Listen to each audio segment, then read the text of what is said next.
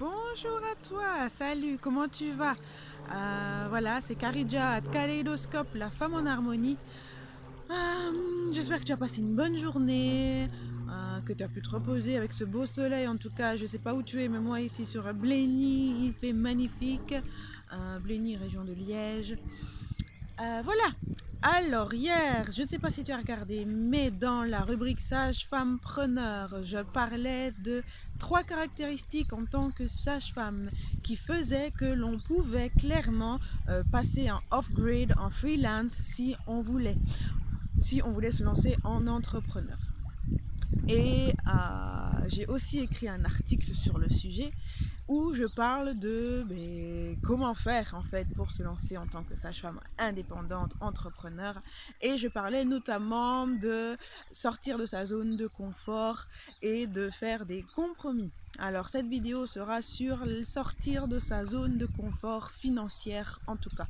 Je voudrais juste te parler de mon vécu, vraiment, vécu tout à fait personnel. Donc il y a de ça 6 ans, en 2011, je me suis lancée comme sage-femme preneur, justement, mais en complémentaire. Donc j'étais indépendante complémentaire, ce qui signifie que j'avais quand même un travail de salarié, 3 quarts-temps à l'époque, et puis je complétais un quart-temps, un mi-temps, entre parenthèses, entre guillemets, pour être sage-femme. Et là, à cette époque-là, je travaillais avec mon binôme, avec une collègue qui me formait en fait dans le domaine. Et il s'est avéré que en tant que sage-femme, si on fait des accouchements à domicile, il faut pouvoir poser des gardes de 2 semaines avant la date prévue de l'accouchement et 2 semaines après, donc un mois en tout.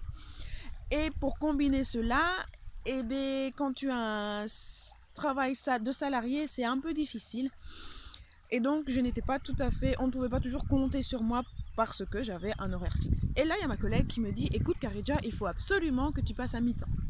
Et moi, j'étais en train de me dire, mais tu te rends pas compte, passer à mi-temps, je gagne 1 300 €, j'ai un loyer de 350 €, je ne vais pas pouvoir m'en sortir. Si jamais il n'y a pas beaucoup de femmes en travail, s'il n'y a pas beaucoup de femmes dans mon travail d'indépendante, comment est-ce que je vais faire pour boucler mes fins de mois? Et ça a vraiment été une lutte avec moi et avec cette collègue, parce que je ne voulais pas réduire mon temps de travail. J'estimais que c'était trop risqué pour moi. Ensuite, en 2000, tout au long de l'année, en fait, cette sage-femme m'encourageait vraiment à passer au moins à mi-temps.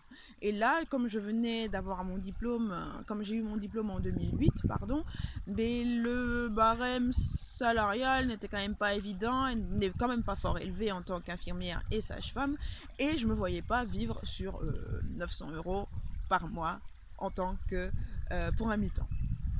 Je trouvais cela trop risqué. Et tout ça pour dire que maintenant, non, l'année passée, en 2016, j'avais un revenu net de 1 600–1 500 € par mois. J'étais toujours indépendante complémentaire, mais j'avais en vue de me prendre 15 mois de sans solde, donc je mettais de côté. Et sur mes 1 650 € que je gagnais et que je trouvais tout à fait confortable, je me suis dit, écoute Karidja, lance-toi un défi, tu mets 500 à 600 € de côté tous les mois. Donc tous les mois, tu verses 500 à 600 € de côté et tu vis sur 900 ou 1000 € par mois. Mais vous savez quoi? Ce défi fut génial parce que je me suis rendu compte que je pouvais vivre aisément. Donc n'oubliez pas, j'ai ma maison, même si je l'achète pas, je la loue, 450 € qui sortent tous les mois, plus 150 € de charges, plus assurance voiture, plus assurance camping-car. N'oubliez pas, j'ai mon van. Et puis plus les frais pour mon petit chien entre guillemets et les frais domestiques. Et bien figurez-vous que vous croyez-le ou non, j'ai pu vivre à l'aise et vraiment confortablement avec mes 1000 € par mois.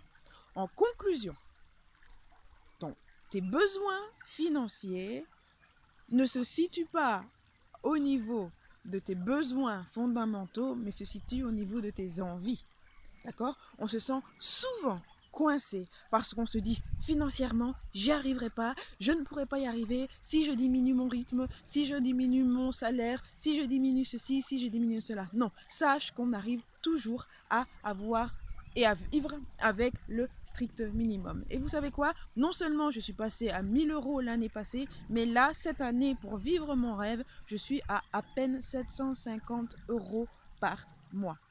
C'est très serré et encore c'est grâce à je suis un peu soutenue, j'ai un peu un fan club et tout ça, mais voilà, tout ça pour dire que les seuls obstacles que tu te mets, que tu as et que tu vis, ce sont ceux que tu te mets toi-même. Financièrement, on est capable de beaucoup plus ou de beaucoup moins en fonction de ce dont on a envie, en fonction de où nous mettons nos priorités. Voilà, c'était juste une petite vidéo pour t'encourager à ne pas te stresser financièrement. Ok, il faut quand même qu'il y ait un minimum, que tu aies un minimum de confort et un minimum de sécurité. Mais sache que tes besoins ne sont pas forcément tes envies et inversement. Tes besoins fondamentaux sont généralement moins chers que tes envies. Voilà, donc pour clôturer, j'ai juste envie de dire que quitter sa zone de confort est tout à fait possible, en tout cas financièrement parlant. Bye bye, bonne soirée à toi. Moi, je vais bientôt me préparer pour aller travailler justement. Voilà, bye.